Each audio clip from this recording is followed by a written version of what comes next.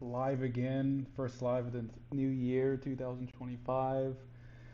So, I'm gonna start off with introducing a new thing I'm doing with the live streams. Is I'm gonna utilize Google Maps mainly to give you some reference on where these events unfolded within the Indo-Pacific region, and maybe even even go country specific. This will actually go into maps as well, or to pictures and possibly even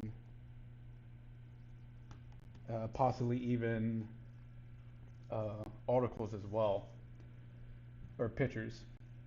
So starting off, we have China. Of course, they're going to be the big player now. Everyone's talking about the earthquake, but I'll touch upon that in a few minutes. But China just held its CCDI plenary in Beijing, and so what was really interesting is that Xi Jinping kind of hinted at there's not going to be really any stop in the corruption campaigns that he has going on, and so he's and so it appears that we're going to have some more uh, campaigns, anti-corruption campaigns against not only government officials but also CCP members as well throughout 2025.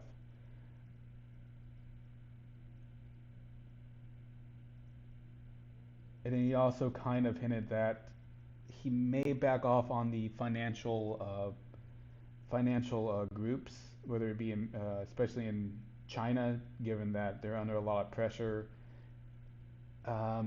Personally, I don't really see that happening because she wants that control over them, and realistically, that's really the only way he can actually exude that control over those groups. So going to Tibet, I refuse to call it Siwang or whatever the Chinese name is.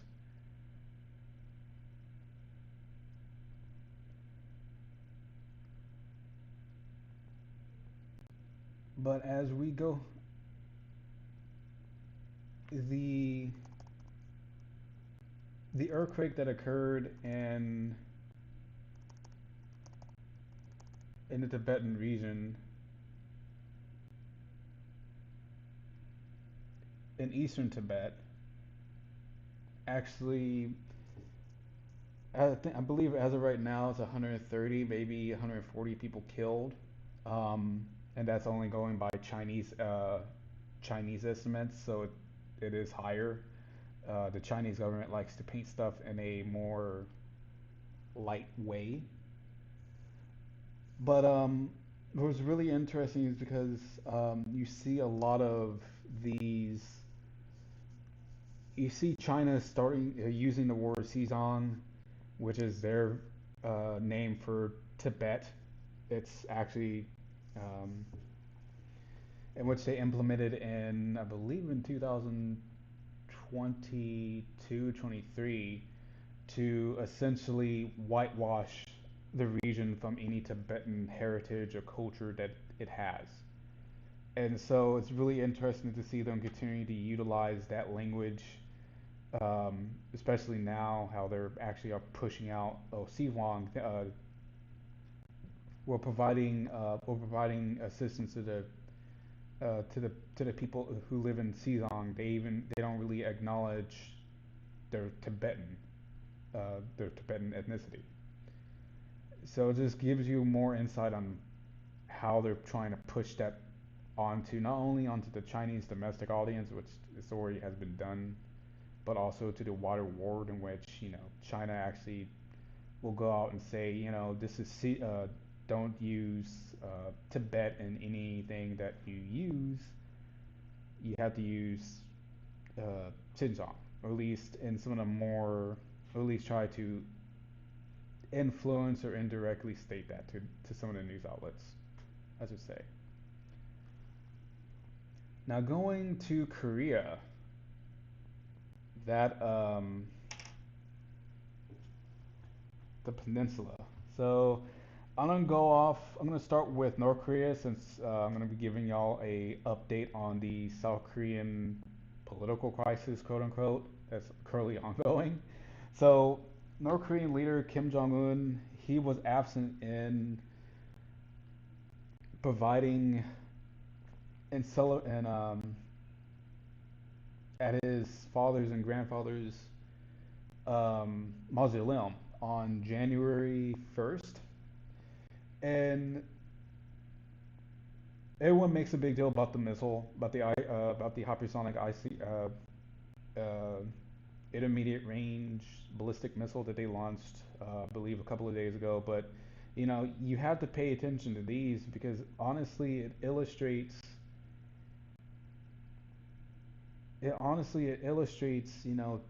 Kim, KJU, Kim Jong Un, trying to step out from his grandfather's and father's shadow and try to make something of himself, if you will. Trying to say that, I'm the new leader of Korea. I do not need a, I do not need to rely on the rely on my father and my grandfather any longer. And so we will likely continue to see this. We'll see more actions involving this coming from this, specifically uh, Kim Song Il's birthday, the grandfather, he may not go there. Kim Jong Un's birthday, Kim Jong Il's birthday, he may not go there. He may go there, but it will be more subdued in how they present it in media. So it will be interesting to watch on how exactly that unfolds. So going to South Korea, this is the weekly presidential crisis or political crisis update.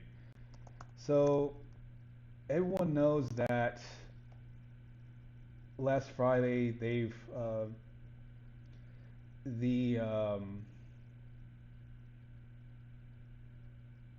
everyone knows that the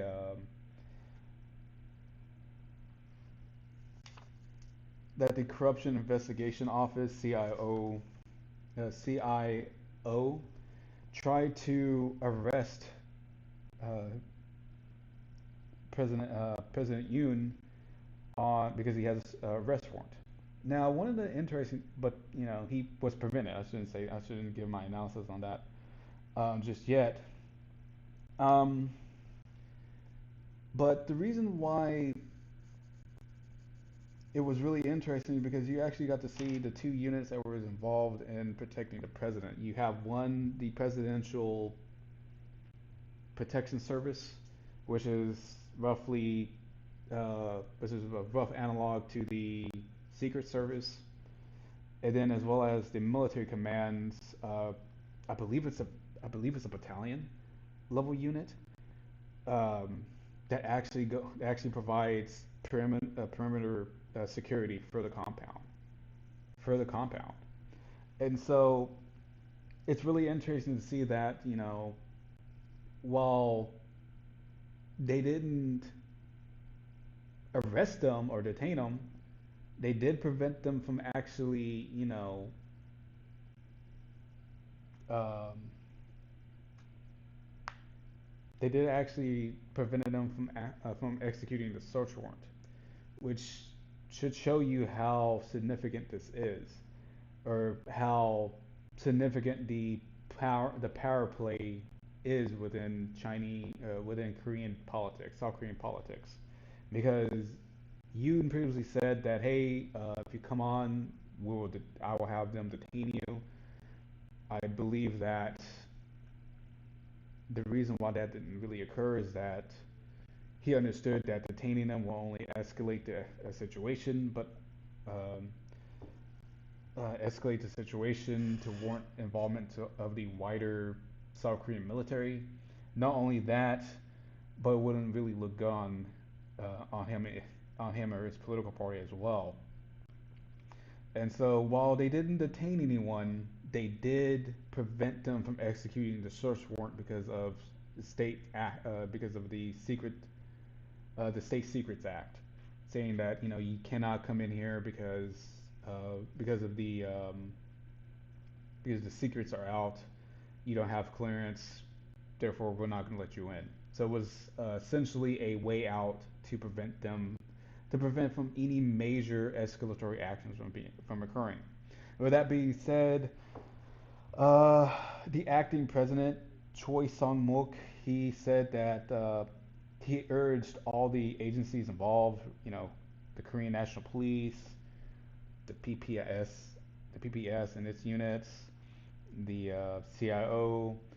He asked that there be no physical altercations in the confrontations, like to prevent anything from occurring.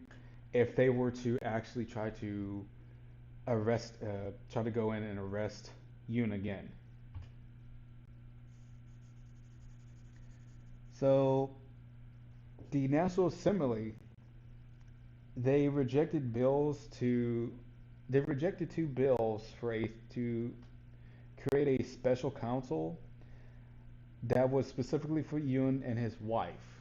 And the reason why they wanted to do that for Yoon and his wife was the first one is of course the insurrection charges, but then also, but for the wife, stock manip- her involvement in a stock manipulation scheme and interference in election nominations. Now the bills failed along with I believe or six others for a total of eight, but the ruling Democratic Party and its allies or its associated parties, they have stated that they will put the bill to vote either tomorrow, which is today in Korea time, or next Tuesday. Now, an interesting thing that Yoon's lawyer said that Yoon's lawyer said they will. He said they said that he will comply with any corruption investigation.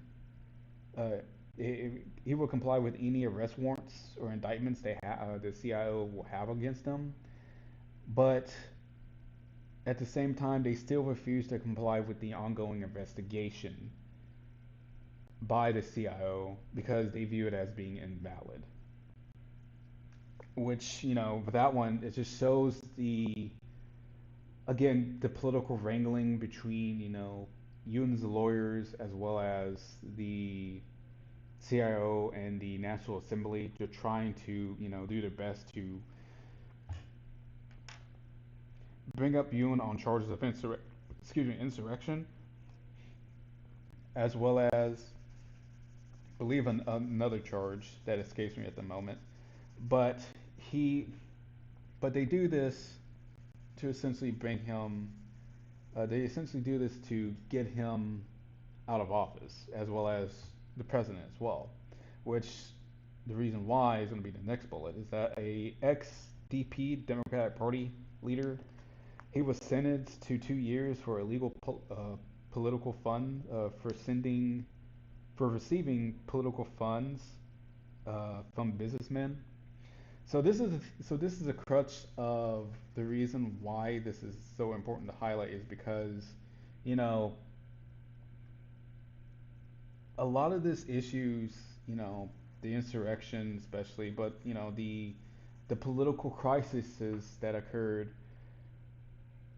throughout 2024 between the Democratic Party and Yoon and his political party, it has to do a lot with Mao Yun-in's potential to be indicted or to be sentenced to 2 years in prison um, for I want to say that one was for corruption charges, and it just shows how the underlying issue of this is because they don't want the DP do not want Moon to actually go to prison because that means he will be disqualified for for re-election, and so they're trying to do everything they can to actually prevent that from happening and include impeaching Yoon on insurrection charges. Because Yoon would happily sign those orders off to have Moon arrested and jailed. Um, I'm surprised it hasn't happened before, but then again, the South Korean court system has its own checks and balances regarding the process. So um, that may have been a big issue, but then also the interference that they ran into with with the Democratic Party. So going on to Japan, I'm going to briefly touch upon this. Japan's newest prime minister, new prime minister, um, Ishaba, he calls for unity amongst the different political parties. Um, this is because this is because he doesn't really have enough political support amongst um, not only his alliance that is ruling as a minority government, but also trying to get enough sway within the various political parties that control the Diet, Japan's National Assembly, to try to get a lot of his policies passed within 2025. But then he also walked back those comments, saying that he doesn't need them. He can rely on just a few political parties, um, along with his alliance with the uh, Kamati Party, which again, it shows you how it gives you insight to Shababa's mindset regarding, he thinks he could do it, but then realize that I may not need to do this. I may not need to act so desperate, if you will. He may not need to, go ahead and bite the bitter pill and get those people, try to get those people on board with his policies. And then going to Taipei or Taiwan. So in the last week, there has been some instances of cable cutting around here between two vessels, or one vessel, I should say, a Cameroonian flag vessel. That's, um, and so, and another one that was potentially going to cut some cables. The Taiwanese Coast Guard thought that they were, but they managed to shoo them away or push them out of the area just in time before they could do it. But the other one that actually is implicated in destroying or damaging the cables is now gone dark on its ANS system, and so now they don't know where it is. It could be, in China, which is more likely. I believe it's owned by a Chinese company, or actually no, yeah, it is owned by a Chinese company, or it could have went to South Korea and stocked there under another name. So it will be interesting to see what happens. But I want to point out though um, that instances of this cable cutting has always been common occurrence with China, especially with Taiwan. They usually like to do it around the Matsuo and Kidman Islands, just because they're more isolated. They'll be able to. It's a lot harder to reconnect those cables there, as well as the Pinho Islands as well. So it's really interesting to see that they're now potentially extending their operations here, which from my perspective is increasing the pressure on the DPP government of William Lai. Speaking of the DPP, the government, that political party, the ruling political party, and the KMT, the political party that is in control of the legislative yuan, their national assembly, have an ongoing threat to have recall elections done against um, against assemblymen in the legislative yuan. And so this is the latest occurrence between both parties. Um, the KMT and to a lesser extent the TPP have tried to do everything in their power to prevent a lot of the policies from a lot of the policies, a lot of the bills that William Light wanted to push through, do push through to actually be presented, to actually be enacted. So it's again, it shows you on one perspective, it shows you that the volatility of Taiwanese politics, especially how it can get really nasty and how it can get really um, how bad it can get. But it also shows you that the KMT likes to do KMT's potential to do actions that would be favorable to China. So so you have that. So there's those two points.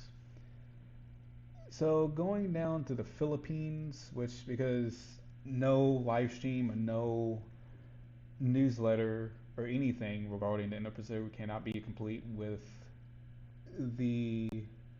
with the Philippines. Just two. One of the big ones is that the President Marcos, um, Bongbong Marcos, he reformed the National Security Council, or at least their version of it. One of the most significant things that came out of it, though, is that he removed Sarah Durante, his VP, from the NSC, and a lot of people, and that caused a lot of uproar with the between both camps, the Marcos and Durante camps. You have a lot of former Durante officials saying that, hey, this is undemocratic. That's no fair. She deserves to be at the NSC meetings, and a lot of people, especially politicians who are anti-Durante, actually stood up for Marcos and said that no,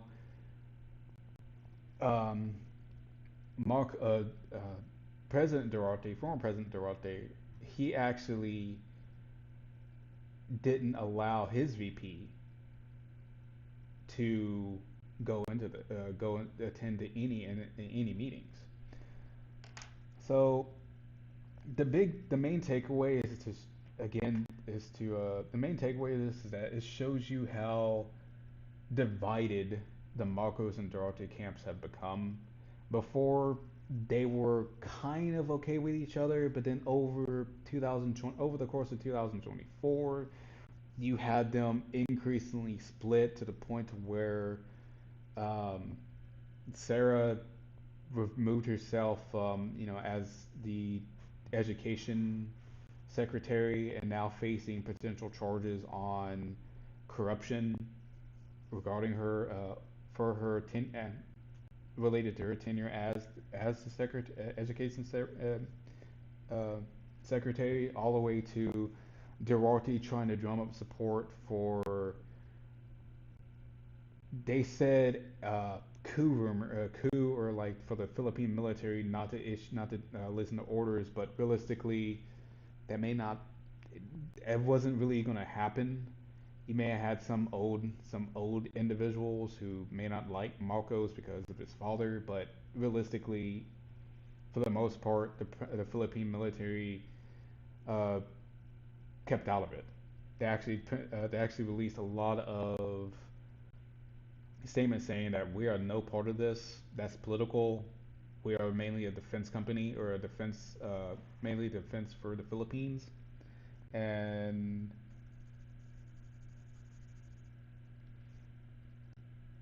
and so for that one, Marcos will not relent. He can't relent. If he relents now, then he will be seen as a coward. And so, honestly, he has to dig his heels in and say, this is how it is. They could change it back in the next term. So, but we'll continue to see Sarah Durarte and her allies um, push their claims that it's undemocratic and things such as that against Marcos and his government, which is unfounded.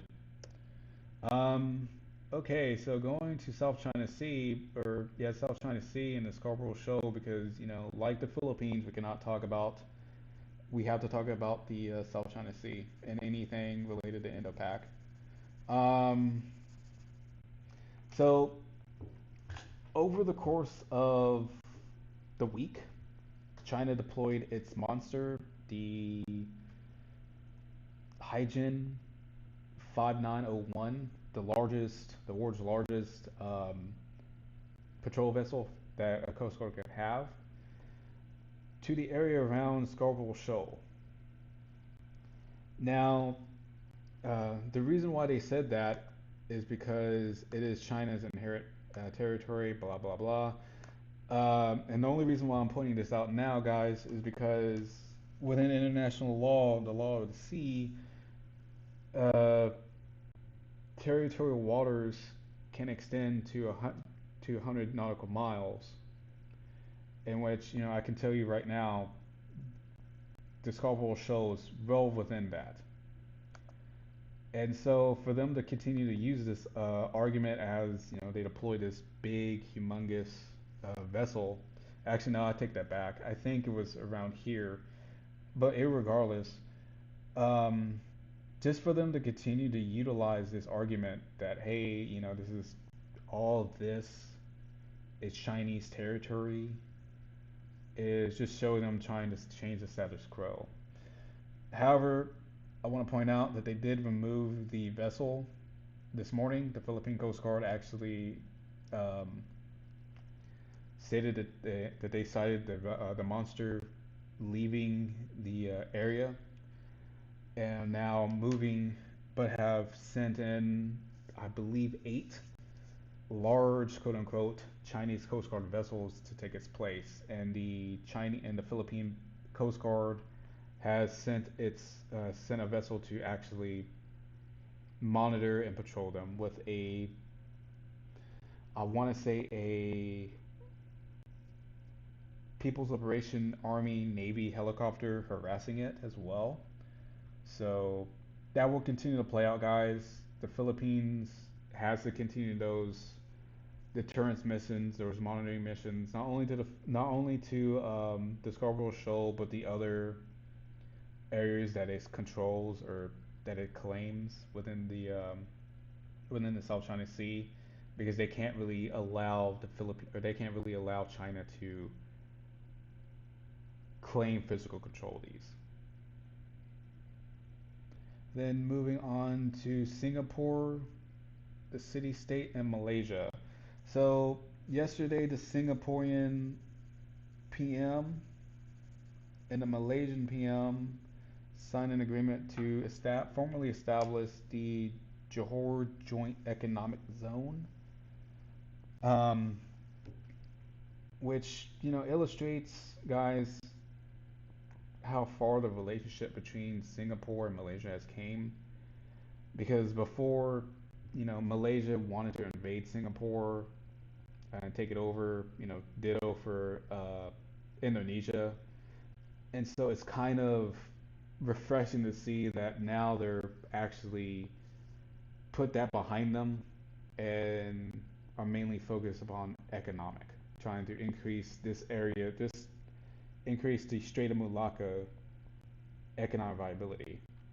But then also it shows that for all the Malaysia's thumping about how they were able how about how they were going to unilaterally create a Johor economic zone with China's help, they realistically needed Singapore's assistance in creating it, because China wouldn't have really went through with it, because they saw they probably saw the issues of trying to compete with Singapore. And then going to Thailand and Cambodia. So it's going to be a two-parter right here, guys. So Um, so yesterday, a Cambodian politician who was a French citizen was killed in northern Thailand,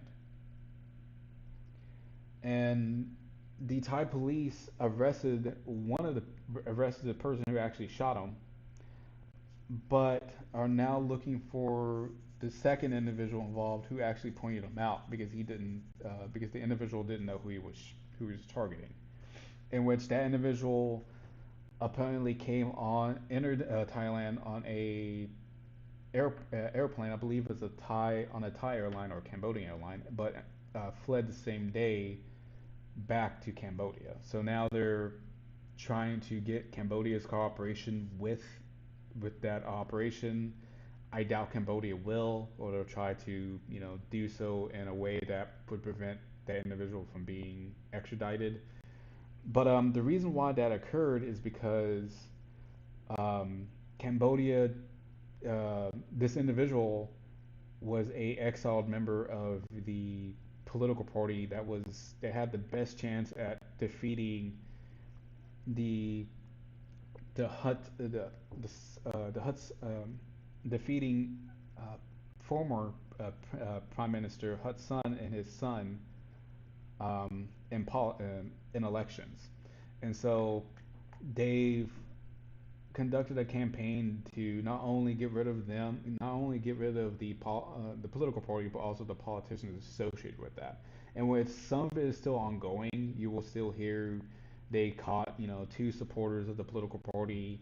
They'll say that they're low-level politicians, but in reality, it's trying to prevent that political party from actually coming back. And so France will probably get involved because he was, of course, a French citizen, and his wife actually urged the French government to actually force Cambodia to assist Thailand in the investigation. And then Thailand regarding a update on the amendment process that they're trying to do. There is currently 3 to 4 versions of the amendment of the constitutional charter amendment change. Pheu Thai, the ruling party of the People's Party, the former Move Forward Party. I want to say a few others have submitted their proposals. It's There's nothing really changes within each version, just little modifications here and there. And realistically, the reason why is because they want to get they want to be able to pass one of them so that they can reform the Constitution. So paramount of this is that they're trying to reduce the amount of play that Article 258B has on the amendment process itself. In which even then that kind of caused a lot of issues because, how do we even do this? Can we do this? If so, how in what way we can do it? And so I believe the Thai uh, I believe the Thai Parliament will actually submit that later this month. It just depends upon which one clears the committee floor and which ones they deem as the most likely to succeed. Okay, now to Myanmar, guys. So, of interest, India recently celebrated its Independence Day, and China was not amongst the countries to send its congratulations letter to it. So notable amongst countries that did was Belarus, Russia, Iran. I believe Nepal did as well, and a few others. But the others, in India, United States, countries in Europe did not, and China actually joined them for this year. Um, But I want to point out that the Chinese ambassador Ma Jia actually attended the Independence Day dinner in the capital of Naypyidaw. So again, it shows you how China's trying to balance between, not supporting the junta, but supporting them because honestly, they know they have to support them because, you know, um, if it falls, chaos will ensue. You'll have, refugees, God forbid that they come up here and eventually come to China. Not only that, but um, not only that, but they still want the trade. They still want to conduct trade um, from the networks here, especially their little oil pipeline from Kapatu. I want to say to what is to the coming. They still want that to be completed and be able to be operational. And so you're going to see that balancing act continue because honestly, they don't really care who's involved. They don't really care who's um, in control of Myanmar. It's just as long as the trade flows. Just as long as the oil flows. Just as long as there's no refugee crisis on their border or a more significant one that there is now. They don't really care. So the Auckland. Oh, actually no. Before I go deep, I'm gonna go ahead and discuss the new law, cybersecurity law that just went into effect. So Myanmar made that, I believe, in 2024. I want to say the early part of 2024. That's prevented that said it's a criminal act to utilize VPNs, any VPNs. It could be the cheap ones that are on iPhone or Apple Store, Android, or the ones that you can download on your computer, all the way up to your more bespoke ones, such as they're out there. I'm not going to name them because I don't want to be seen as pro one or pro other, or for one or for other. But it just shows that the junta is concerned about how information is getting out, especially information that makes it look bad, i.e., the multiple defeats that it has been receiving since 2024 or 2023, late stage of 2023, especially right here in Lashao. You have Rakhine State, the this the Kitchen State, and several other areas within Myanmar that has fallen to the People's Defense Force, but then also the ethnic armed organizations. With that being said, going down to Rakhine State. So the reason why I want to point this out to y'all guys is that the Rakhine army has essentially captured probably around 90% of Rakhine State. And so that allows it to do a lot of stuff. One of which is to say that they want to negotiate with the junta, but then also saying that we will allow Chinese trade to flow. We won't harm Chinese interests. So again, they're trying to play up, saying, "Hey, we control it. We don't want to fight anymore, quote unquote, but we will. We want to. We want to. We'll open the peace negotiations with the junta." And they are in a very good spot to do it actually, since in this area right here,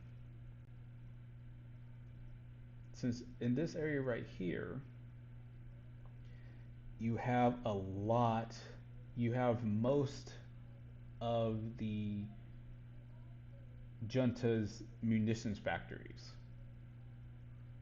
And so there is really nothing keeping the Arkan army from going in and capturing or destroying those factories. And if those go, then it will be extremely difficult for the junta to continue military operations because it wouldn't have, well, it wouldn't have ammunition for a lot of its stuff, most of its stuff actually, from planes to from bombs for its aircraft to um, mortars for its mortar systems.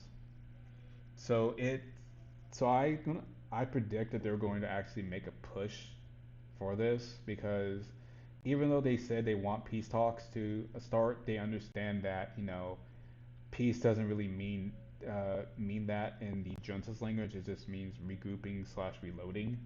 So they understand. All right, going to India, guys. We're almost there. Um, so Bangladesh, just three. So Bangladesh, the PM, the former Bangladeshi Prime Minister Sheikh Hasina, and 10 others, but I'm going to mainly focus on Hasina. They have uh, they've been referred to the International Criminal Tribunal for a warrant for her arrest um, because of the enforced disappearances during her reign.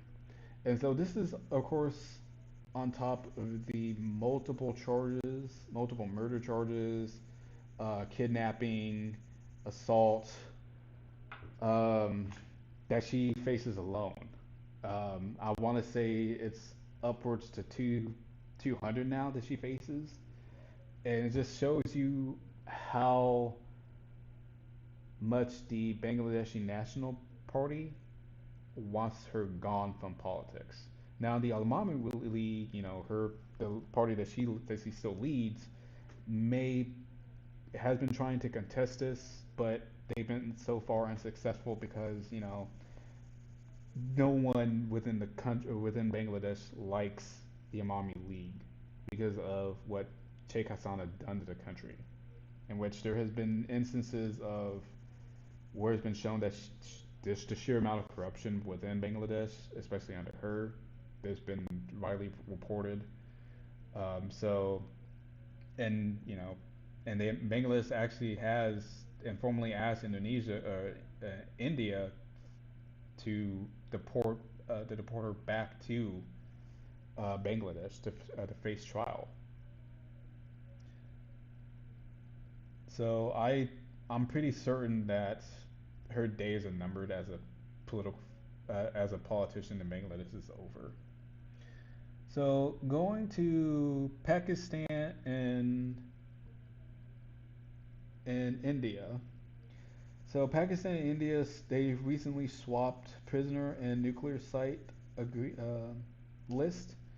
I believe they were meant to do that since the 90s, and they just now and they did it I believe last week or in the last week of December. And so it just shows that this continued animosity between Pakistan and India continues to even to this day. But then also, they're still trying to sow some good faith between themselves, saying, "Hey, here's the list. We knew we were late. We knew we were, over 30 years late or bad." India will probably say the same thing as well. So it just shows that despite the animosity between the two countries, they still will work with each other. So going back down to India and Maldives, recently a article came out that the research and analysis wing, India's intelligence service, tried to topple the current government of Maldives, Manuzi, Mohammed Manuzi.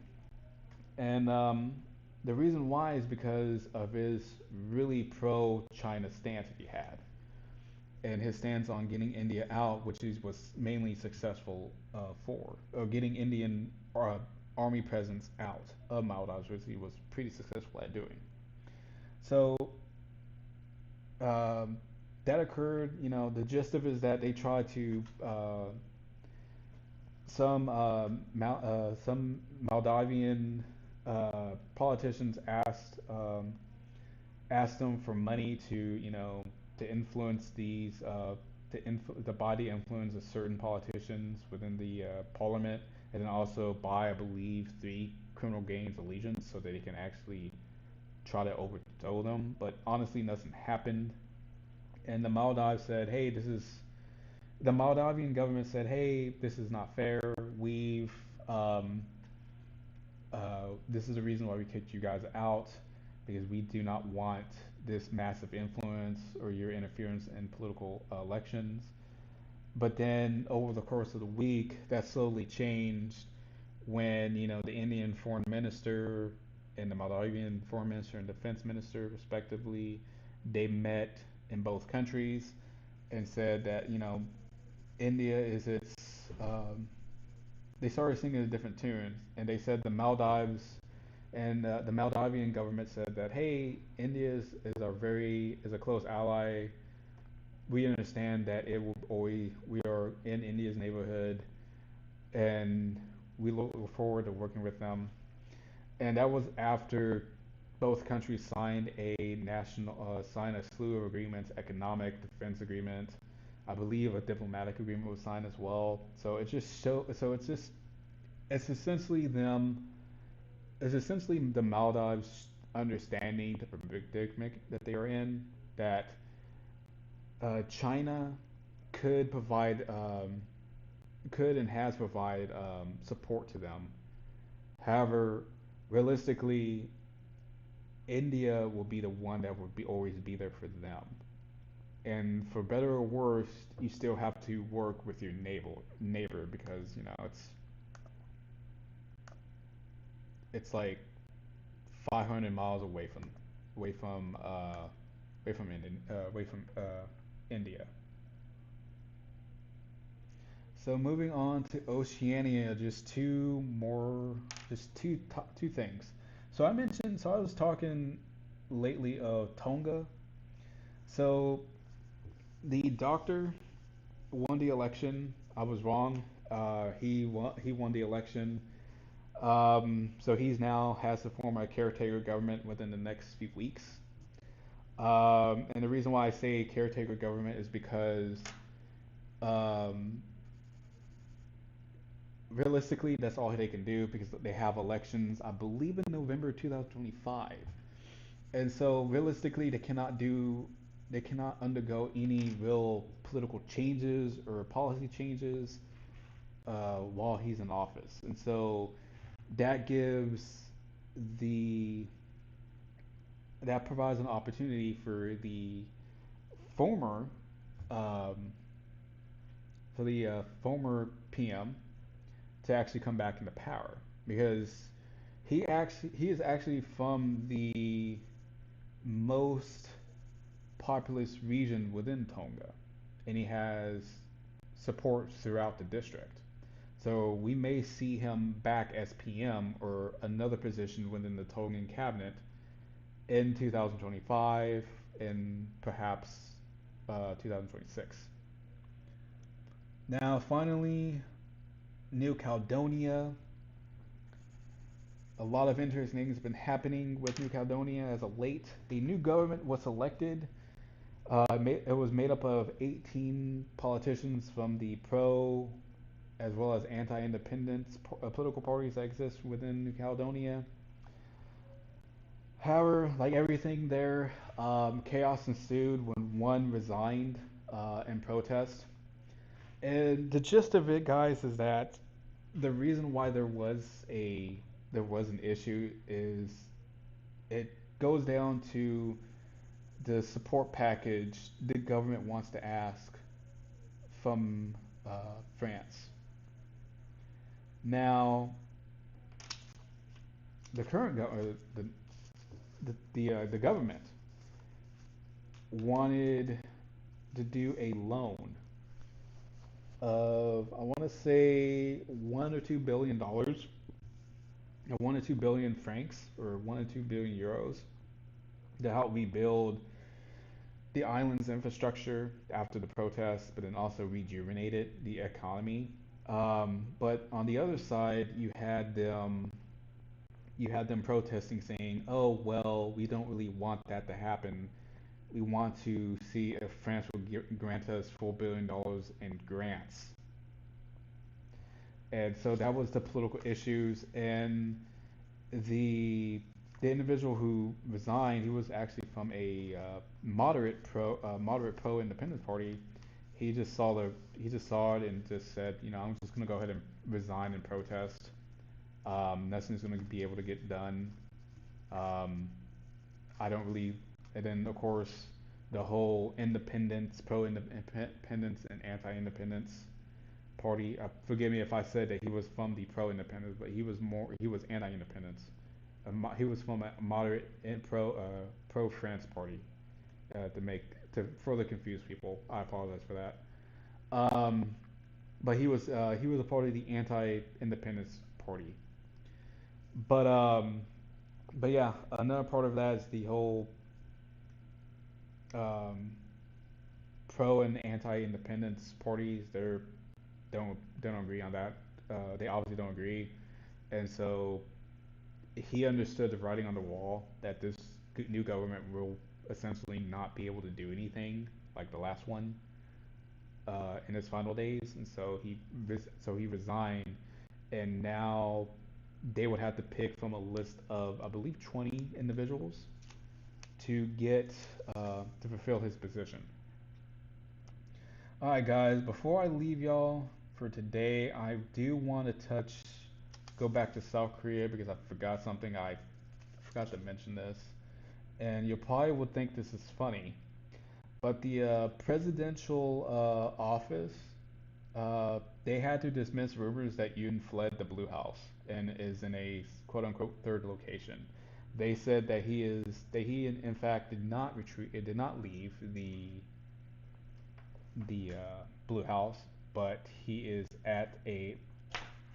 still there. And so, guys, that's it for the live stream. If you have any questions, I'll go ahead and answer them um, after the live stream is uploaded. So, thank you guys. Uh, Bye.